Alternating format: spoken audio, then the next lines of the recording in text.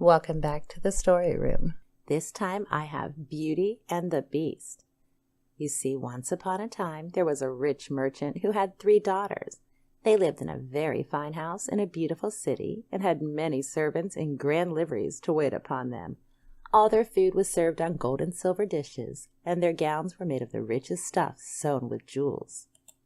The 2 eldest were called Marigold and Dresselinda, and never a day passed but these 2 went out to some feast or junketing. But Beauty, the youngest, she loved to stay at home and keep her old father company. Now it happened, as so often it does, that misfortune came upon the merchant. Ships of his, which were sailing the high seas laden with merchandise of great price, were wrecked, and in only one day he found himself not the richest merchant in the city, but the poorest of them all. He was so poor that there was little left to him, simply a house in the country, and to this, when everything else he had owned had been sold, he retired. His 3 daughters, of course, went with him.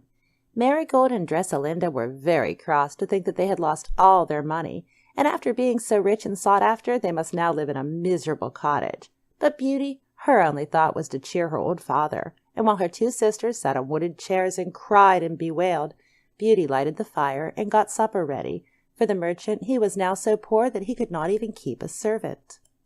And so time passed, with the 2 eldest sisters doing nothing but sulking in corners, while Beauty, she swept the floors and washed the dishes and did her very best to make the poor cottage pleasant.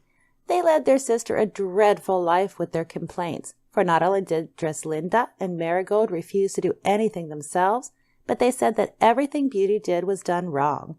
Beauty, she bore all their unkindness patiently for her father's sake.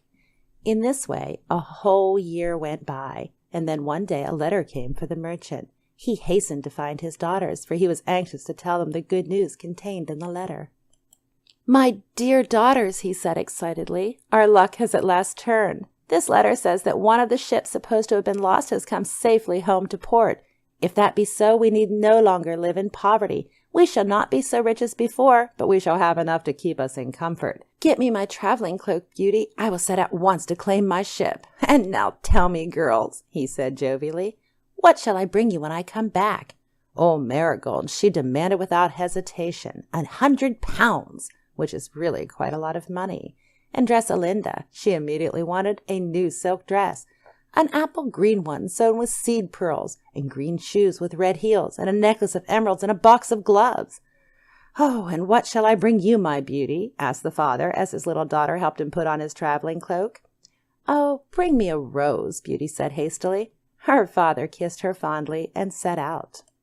No sooner was the father out of sight than Marigold turned nastily on Beauty. "You silly girl, you just want our father to think you are more unselfish than we are. That's what you want, a rose, indeed." "Indeed, sister," said Beauty, "that was not the reason. I thought our father would have enough to do in seeing to the safety of his ship without being troubled to do shopping for me." But Beauty's sisters would not take this for an answer and were very much offended. They stomped off to sit in their own room to talk of the fine things they would have when their father came back. In the meantime, the merchant, he went on his way to the city, full of hope and great plans as to what he would do with his money. Sadly, when he arrived in the city, he found that someone had played a terrible trick on him, and no ship of his had come into the harbor, so he was just as badly off as before. The merchant spent the whole day looking about to make sure there was no truth in the letter he had received, and it was beginning to get upon dusk when he started out, with a sad heart, to make the journey home again. He was tired and miserable, and he had tasted no food since he had left home that morning. Now, with all that, and the fact that it was quite dark by the time the merchant came to the great wood through which he had to pass to get to his cottage, it was no surprise that when he saw a light shining through the trees, he decided not to go to his home that night, but to make his way toward the light in the wood and ask for food and shelter. What was quite a surprise, however, was what the merchant found when he followed that light. He had expected to find a woodcutter's cottage, but as he drew near to the light, he found that the windows of a large, beautiful palace were shining out on the night. The merchant knocked at the gates, but no one answered, and presently, driven by hunger and cold, he made bold enough to enter, and he mounted the marble steps, and into the great hall he went.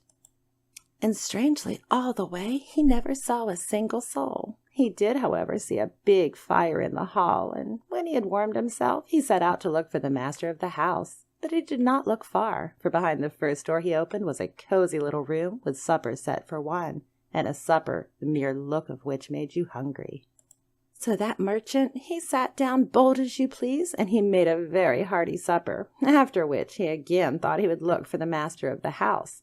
He started off and opened another door, but there he saw a bed, merely to look at which made you sleepy. So he said to himself, "This is surely some fairy's work. I had better not look any further for the master of the house." And with that, he tumbled into bed, and being very tired, he went to sleep at once, and he slept like a top till it was time to get up in the morning. Now, as you can imagine, when he awoke, he was quite surprised to find himself in such a soft and comfortable bed. But presently he remembered all that had happened to him. "Oh, I must be going," he said to himself, "but I do wish I could thank my host for my good rest and my good supper." When he got out of bed, he found he had something else to be grateful for on the chair by the bedside lay a fine new suit of clothes, marked with his name, and with 10 gold pieces in every pocket. He felt quite a different man when he had put on the suit of blue and silver and jingled the gold pieces of money in his pocket. Now when he went downstairs, he found a good breakfast waiting for him in the little room where he had supped the night before. And when he had made a good meal, he thought he would go for a stroll in the garden. Down the marble steps he went, and when he came to the garden, he saw that it was simply full of roses, roses of red and white and pink and yellow, and the merchant looked at them, and he remembered Beauty's simple wish. "Oh dear, my poor daughters," he thought, "what a disappointment it will be to them to know that my ship has not come home after all. But Beauty, at any rate, can have what she wanted." So he stretched out his hand and plucked the biggest red rose within his reach. As the stalk snapped in his fingers, he started back in terror, for he heard an angry roar, and the next minute a dreadful beast sprang upon him. It was taller than any man and uglier than any animal, but what seemed most dreadful of all to the merchant, it spoke to him with a man's voice, after it had roared at him with a beast's. "Ungrateful wretch," snarled the beast, "have I not fed you, lodged you, and clothed you, and now you repay my hospitality by stealing the only thing I care for, my roses?" "Oh, mercy, mercy!" cried the merchant. "No," snarled the beast, "you must die." The merchant fell upon his knees and tried to think of something to say to soften the heart of the cruel beast. At last he said, "Sir, I only stole this rose because my youngest daughter, she asked me to bring her one. I did not think, after all you had given me, that you would grudge me one simple flower." "Tell me about this daughter of yours," said the beast, suddenly calm. "Is she a good girl?" "Oh, the best and the dearest in the world," said the old merchant, and then he began to weep, to think he must die and leave his Beauty alone in the world, with no one to be kind to her. "Oh," he cried, "what will my poor children do without me?" "You should have thought of that before you stole the rose," said the beast. "However, if one of your daughters loves you well enough to suffer instead of you, she may. Go back and tell them what has happened to you. But you must give me your promise that either you or one of your daughters shall be at my palace doors in 3 months' time from today." Now, what could the merchant do? Of course he promised. At any rate, he thought to himself, I shall at least have 3 more months of life. Then the beast said, "But I will not let you go empty-handed." So the merchant followed the beast back into the palace, and there on the floor of the hall lay a great and beautiful chest of wrought silver. "Fill this with any treasure that takes your fancy," said the beast, and the merchant, he filled it up with precious things from the beast's treasure house. "I will send it home for you," said the beast, shutting down the lid. And so, with a heavy heart, the merchant did go away, but as he went through the palace gate, the beast called to him that he had forgotten Beauty's rose, and at the same time held out to him a large bunch of the very best of the roses. And hurrying home, the merchant quickly put these in Beauty's hand when she ran out to meet him at the door of their cottage. "Take them, my child," he said, "and cherish them, for they have cost your poor father his life." And with that, he sat down and told his girls the whole story. The 2 elder sisters, they wept and wailed, and of course blamed Beauty for all that had happened. "Ooh, if it had not been for you wanting a rose, our father would have left the palace in safety with his new suit and his gold pieces. But your foolishness has cost us his life." "No," said Beauty, "it is my life that shall be sacrificed, for when the 3 months are over, I shall go to the beast, and he may kill me if he will, but he shall never hurt my dear father."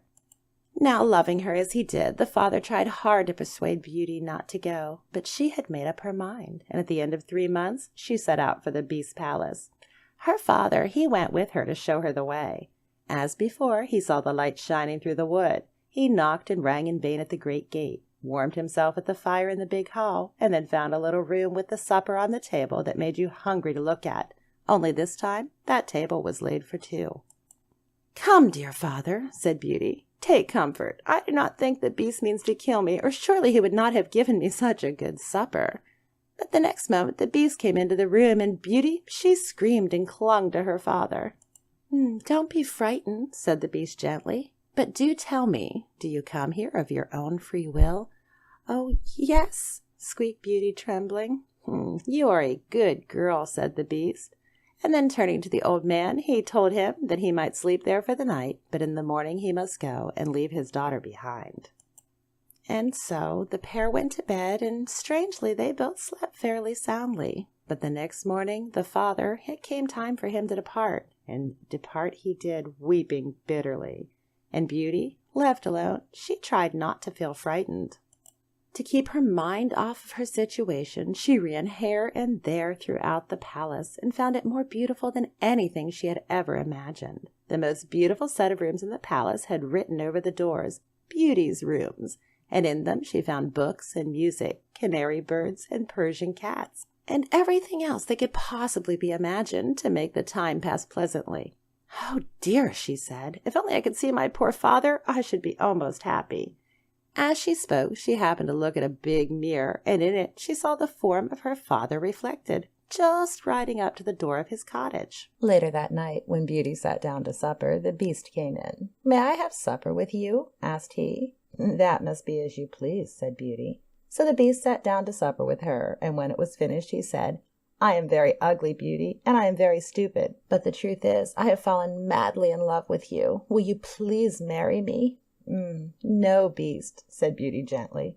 The poor Beast sighed, and he went away. And every night the same thing happened. He ate his supper with her, and then he asked her if she would marry him, and she always said, "No, Beast." And all of this time Beauty was waited on by invisible hands, as though she had been a queen. Beautiful music came to her ears without her being able to see the musicians. And while those things were wonderful, the best thing of all was the magic looking glass, for in it she could see whatever she wished. And so the days passed by, with even Beauty's slightest wish being granted, almost before she knew what she wanted. And Beauty began to feel that the Beast must love her very dearly, and she was sorry to see how sad he looked every night when she said no to his offer of marriage.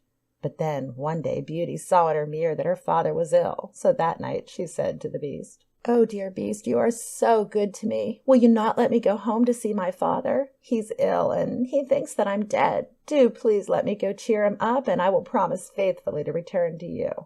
"Very well," said the Beast kindly, "but don't stay away for more than a week, for if you do, I shall die of grief because I love you so very dearly." "But how shall I reach home?" asked Beauty. "I don't know the way." In answer, the Beast gave her a ring and told her to put it on her finger when she went to bed, to turn the ruby towards the palm of her hand, and then she would wake up in her father's cottage. When she wanted to come back, she was to do the same thing. So in the morning, when Beauty woke up, she found herself at her father's home, and the old man, he was beside himself with joy to see her safe and sound. But her sisters, they did not welcome her very kindly. They were even less generous when they heard how kind the Beast was to Beauty. They envied her good luck in living in a beautiful palace, while they had to be content with a mere cottage. "Oh, I wish we had gone," said Marigold. "Beauty always gets the best of everything." "Tell us again about your grand palace," said Dresselinda, "and what you do, and how you spend your time." And Beauty, foolishly thinking that it would amuse her sisters to hear about her life, told them, and their envy, it increased day by day, until at last Dresselinda said to Marigold, "Beauty has promised to return to the Beast in a week. If we could only make her forget the day, the Beast might be angry, and then there would be a chance for us." So on the day before she ought to have gone back, the sisters put some poppy juice in a cup of wine, and they gave it to her, and this made her so sleepy that she slept for 2 whole days and 2 whole nights. At the end of that time her sleep grew troubled, and she dreamed that she saw the Beast lying among the roses in the beautiful gardens of his palace.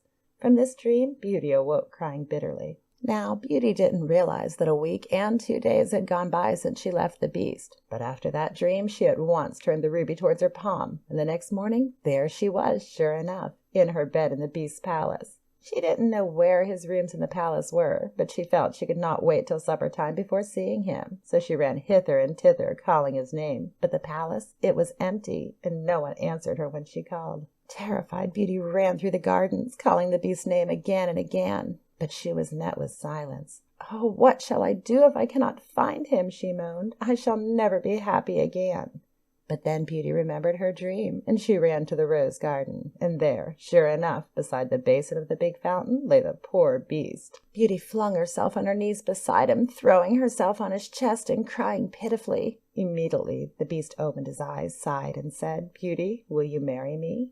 And Beauty, beside herself with joy when she realized the Beast was okay and that he still loved her, answered, "Yes, yes, dear Beast, for I love you so dearly." At these words the rough fur dropped to the ground, and in place of the Beast stood a handsome prince dressed in a doublet of white and silver, like the one made ready for a wedding. The handsome prince knelt at Beauty's feet and clasped her hands. "Dear Beauty," he said, "nothing but your love could have disenchanted me. A wicked fairy turned me into a beast and condemned me to remain one until some fair and good maiden should love me well enough to marry me, in spite of my ugliness and my stupidity. Now, dear one, the enchantment is broken. Let us go back to my palace. You will find that all my servants, who too have been enchanted and have waited on you this long time with invisible hands, will now become visible." And so the pair returned joyfully to the palace, which by this time was crowded with courtiers, eager to kiss the hands of the prince and his bride. And the prince, he whispered to one of his attendants, who went out, and in a very little time came back with Beauty's father and her sisters. And the prince, he knew all about the evil doings of the sisters, and so the sisters, they were condemned to be changed into statues and to stand at the right and left of the palace gates until their hearts should be softened and they should be sorry for their unkindness to their sister.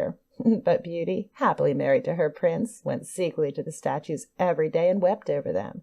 And by her tears their stony hearts were softened, and they were changed into flesh and blood again, and were good and kind for the rest of their lives. And Beauty and the Beast, who was a beast no more, but a handsome prince, why, they lived happily ever after. And indeed, I believe they are living happily still in their beautiful land, where dreams do come true.